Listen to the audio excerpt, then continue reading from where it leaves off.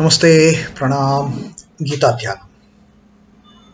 ओम पार्थाय प्रतिबोधितां भगवता नारायणेन स्वयं व्यासेन ग्रथितां पुराणमुनिना मध्ये महाभारतम् अद्वैतामृतवर्षिणीं भगवतीम् अष्टादशाध्यायिनीम् अम्ब त्वामनुसन्दधामि भगवद्गीते भवद्वेषिणीम्।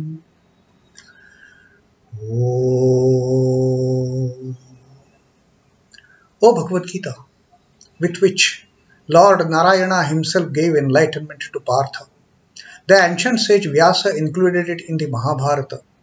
O Goddess, showerer of the nectar-like knowledge of non-dualism contained in your 18 chapters, O my affectionate mother, the destroyer of rebirth, I meditate upon thee. Krishna Vandana. Vasudeva Sutam Devam Kansachanuramardanam Devaki Paramanandam Krishnam Vande Jagadgurum. Son of Vasudeva, the slayer of Kansa and Chanur, extreme delight for Mother Devaki, O Lord Krishna, the supreme teacher of the universe, my salutations to you. Srimad Bhagavad Gita, the 10th Adhyaya, Vibhuti Yoga, the yoga of divine manifestations, and for the benefit of Arjuna, for the benefit of all the devotees, all the students of Srimad Bhagavad Gita, Sri Krishna is enlisting the prominent places in this creation which are to be considered as the divine manifestations of the great Lord.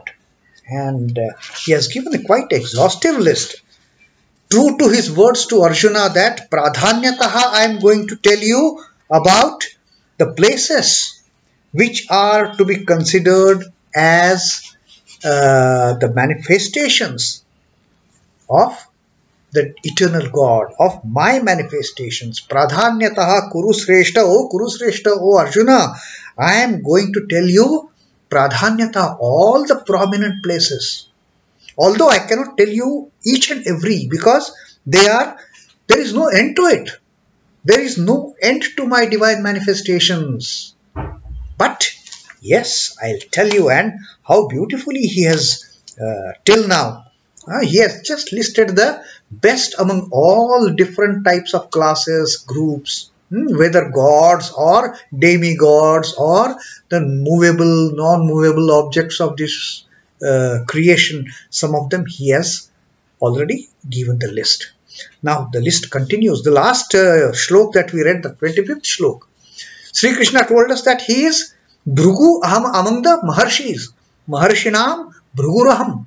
Aham Bhruguhu.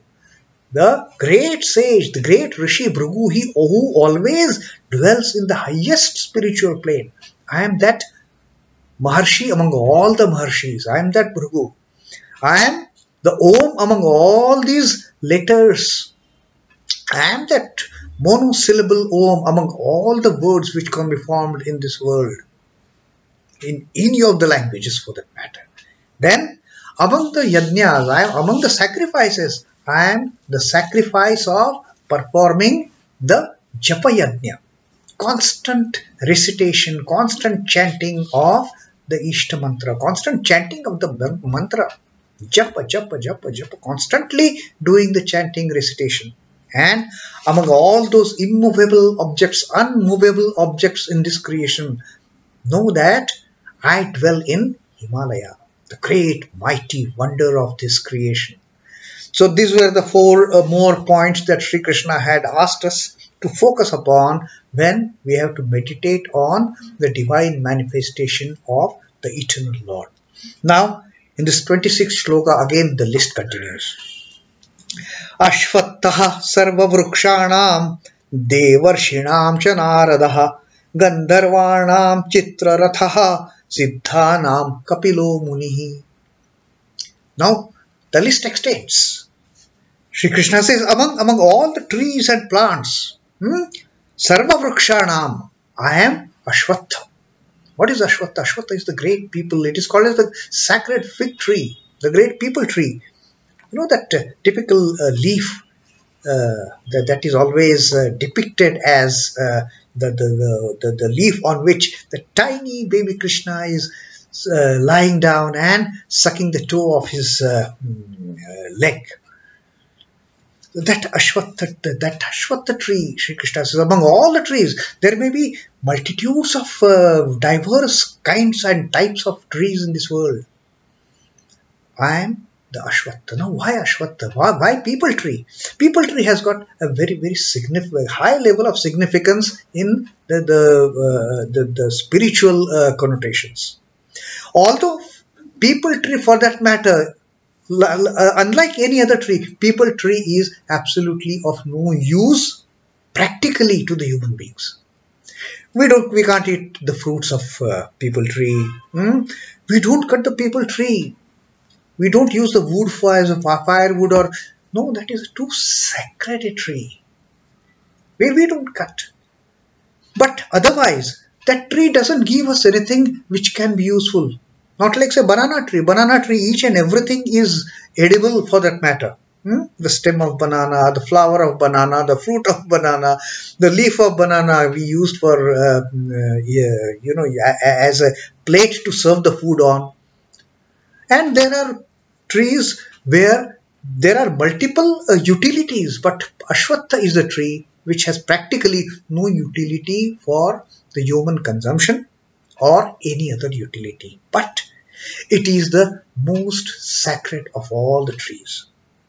Not only from Hindu spiritual ideas, even among Buddhists and among Jains. Lord Buddha, he attained nirvana under the people tree, sitting under that Bodhisattva tree. It was a people tree. It was Ashwattha. So the Ashwattha as a tree has got a very, very special significance in the spiritual considerations. And therefore Sri Krishna says, among all the trees, among the vrikṣhāṇāṁ, I am Ashwattha. Devarṣhīṇāṁ cha Nāradaḥ. Now, like he told about Maharshis, he is Bhrigu. Now, Maharshis are basically highly elevated human beings, humans, Rishis. Like there are Rishis from the human clan, there are also Rishis among the godhoods. Narada is considered to be the greatest of the devarshis. Narada, the great devarshi who has given us the beautiful Bhakti Sutras, the ultimate treatise on devotion to the Lord. A great Rishi among the Devas. He was not a Manava Rishi. He was a Deva Rishi. So Sri Krishna says, among all these Devarshis, I am Narada. And again, Narada, why? He is constantly chanting the name of the Lord. Narayana, Narayana, Narayana, Narayana. He is doing that japa yajna constantly. So Sri Krishna says, among the Devarshis, I am the Narada. Gandharvāṇāṁ Chitrarathaḥ. The Gandharvas are basically the celestials. They are above human level, but not yet gods. They have not reached the godhood. They are in between. They are the celestial bodies, no doubt. They have much higher power. They can, anytime, they can elevate themselves to godhood. But till such time, they have to remain in that state of being Gandharvas. They have mighty supernatural powers, they have mighty yogic powers, but they have not reached the godhood. So among the Gandharvas, Sri Krishna says, I am the Chitraratha. Chitraratha is considered to be the greatest among these Gandharvas who has got, they have basically been Gandharvas, they have got expertise over the field of medicine. They are excellent physicians, they are excellent musicians, they are excellent poets. And then finally, siddhānāṁ, Kapila Muni. Among the siddhas, among all those enlightened souls who have reached the ultimate level of perfection, I am the Kapila Muni. Now, let us read more about these four examples that Sri Krishna has given. Ashwattha is the people or the holy fig tree. It yields no edible fruit and nothing in this tree is in any way useful to man. Still, it has ever been associated with the worship of divine. Like I said, we all of us, we must have seen that beautiful picture of baby Krishna on the people leaf floating on the waters of Yamuna. Any thought of this tree brings in its train ideas and ideals all connected with God. The moment we think of people, we think of that image, that picture that we have seen. The moment we think of Ashwattha tree, with the people tree, we think about Lord Buddha attaining nirvana under that tree. So that is the significance this wonderful tree has in the spiritual parlance. So Sri Krishna says, among the trees, I am Ashwattha. The spiritually enlightened ones are called Rishis. The Rishis who have the seers, the ultimate the knowledge, the ultimate experience that they have realized. They have got that enlightenment, they have got that illumination. Those are the Rishis. Not only from among men, but also from among Devas, Rishis have sprung up. Among the Deva Rishis, the sage Narada is the foremost, constantly chanting the name of Narayana, Narayana, Narayana. He doesn't know anything. He doesn't know any other mantra for that matter. He doesn't know Gayatri mantra also. He knows only the name of his beloved Lord, Narayana, and that itself is a great mantra for him. He constantly sings the glory of God, and in addition to this, he is famous for setting up the strifes and quarrels which end as blessings in disguise. Narada is a very peculiar politician for that matter. When we read the mythology, there are so many wonderful stories about Narada. How he has created enmity and how he has also helped in getting rid of that enmity through all his typical ways, typical Narada ways of instigating and then calming down. He is a wonderful devarshi for that matter. And when we study this, when we read these stories, the mythological stories, we realize that whatever Narada has done, whether it is to create a conflict or to resolve the conflict, whatever he has done is ultimately for the good of someone. For the good of the gods, for the good of the human beings, for good of this creation for that matter. Contact with Narada amounts to contact with the God himself. So contact with such a great divine personality who is the chief among the devarshis, Sri Krishna says, is like you getting in touch with me. You think of Narada, you think of me. You think of Ashwattha, you think of me. And then Gandharvāṇāṁ Chitrarathaḥ. Among the Gandharvas are celestials with several good and useful traits. Very good. They are not bad. Unlike Rakshasas or Asuras, they are not evil-minded or anything, but they are very typical. They want to do good, but something happens and it turns into bad. It is not their intention at all. They are invoked to safeguard the intoxicating soma juice associated with some forms of yajna. Now the soma juice, the soma rasa, which is to be consumed as a part of some of the sacrificial rituals, it is to prevent the intoxicating effect of the soma rasa. Earlier days, people used to invoke these Gandharvas. Don't allow soma rasa to go to our head. Don't make us intoxicated while performing this sacrifice. Please save us. And Gandharvas had that ability. They had those superpowers. They had those supernatural powers. They are expert physicians and musicians. They are given to excessive lust, and for this reason, they are invoked in wedlocks. Now, Gandharvas can also be tricky. They can bind the human beings in the chain of that lust. They can throw that charm of lust in their minds. And therefore, during the wedding ceremony, sometimes there are some mantras chanted to invoke these Gandharvas. Let the marriage be fruitful to create progeny from that perspective. The gamblers seek aid of Gandharvas who are inordinately fond of this art. Gandharvas, they like gambling, but not from the negative perspective. The Vedas set to tune are expounded by these celestials.